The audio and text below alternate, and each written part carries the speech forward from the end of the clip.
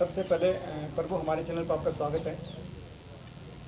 हम ये पूछना चाहते हैं कि आप कितनी वर्ष की उम्र में इस रूप के अंदर आ चुके थे जो अभी साक्षात हमें देखने को मिल रहा है। देखिए, मेरी माता जी के बच्चे होते और मर जाते थे। मेरे गुरु महाराज का नाम श्री श्री गजारट श्री कालिदास जी महाराज है और श्री ध्यान जी महाराज आश्रम में मैं यहाँ रहता हूँ। मेरे माता जी ने गुरु महाराज की शरण ली और उनके आशीर्वाद से हम दो भाई हुए जुड़वे। एक मेरे से बड़े थे 1 घंटा पहले और एक मैं। महाराज जी की शरण में मैं सन 55 में मेरा जन्म हुआ और उसके 5 साल बाद में महाराज जी की शरण में आ गया था। अच्छा, आपको बाल उम्र में क्या ऐसा अनुभव हुआ था कि मैं इसे एक संत महात्मा के रूप में इस सृष्टि पे रहूँगा जनता के बीच में? हाँ, ये इसलिए था कि मैं जन्म से पहले ही साधु होना निश्चित हो गया था। मेरे गुरु महाराज ने आशीर्वाद देते हुए कहा था कि तेरे 2 बच्चे होंगे। मेरे से पहले 5 बच्चे ख़त्म हो गए थे, मेरे 5 भाई ख़त्म हो गए थे। तो मेरी माँ गुरु महाराज के शरण में आई तो गुरु महाराज ने आशीर्वाद दिया कि तेरे 2 बच्चे होंगे, इसमें एक तू रख लेना, एक मेरे को दे देना। तो उस जन्म से पहले साधु होना निश्चित हो गया था और बाल्यकाल से जो हनुमान जी की सेवा में मेरी रुचि थी।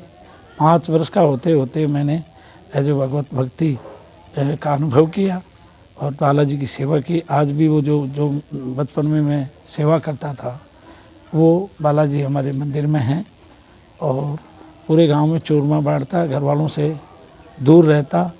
और एक दिन एकाएक ही जो भक्ति की जागृति हुई और घर वालों से ये कहा कि मैं आज मेरे घर में जाऊंगा। ऐसा कहते हैं कि जहाँ पे आप जैसे महात्माओं के चरण कमल पढ़ते हैं वो स्थान पवित्र हो जाता है। आज आप कोरियावास गांव के अंदर आए, क्या इससे पहले आप आ चुके हैं या पहली बार आप यहाँ पहुँचे हैं? देखिए, जिस जगह हम बैठे हैं वहाँ तो पहले बार ही मैं आया हूँ और कोरियावास ग्राम में तो मैं कई बार आ चुका।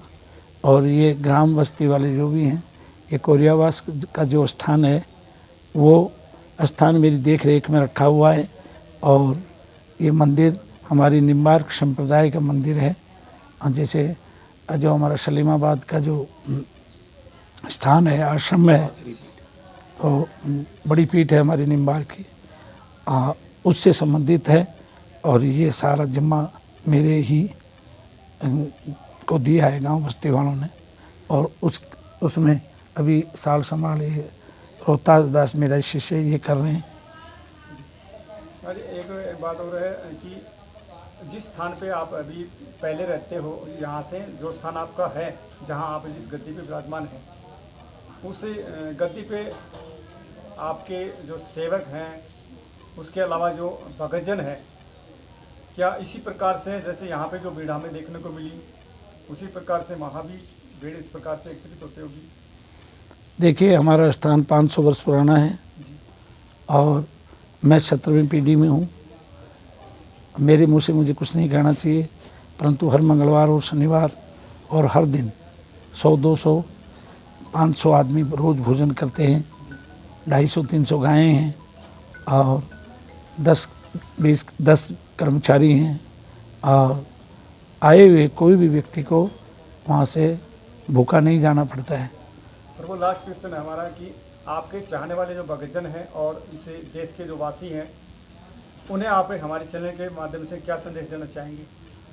मैं आपके चैनल के माध्यम से यही जो संदेश देना चाहता हूँ कि हमारी भारतीय संस्कृति को लोग अपनाएं, मदिरा, मांस, मीट आदि से दूर रहें और हमारी जो शिक्षा नीति है भारत की, उस शिक्षा नीति में बदलाव आवे और गौ माता की रक्षा हो, यही संदेश देता हूँ। प्रभु जी, मैं सुबह यहाँ पे पहुँचा था और यहाँ आने के बाद कुछ ग्रामीण आपके चाहने वाले उन्होंने मेरे को कहा कि आप 2 बजे के करीब यहाँ आएंगे। और यहाँ से मैं निकल चुका था, मांडी पहुँच गया था और मांडी से मैं घर जाता करीना और दादरी के पास मेरा गाँव है गरसोला। लेकिन इसके अलावा भी आपके दर्शन पाने के लिए मैं भी यहाँ पे पहुँचा। तो कृपया मुझे भी आशीर्वाद दीजिएगा। मैं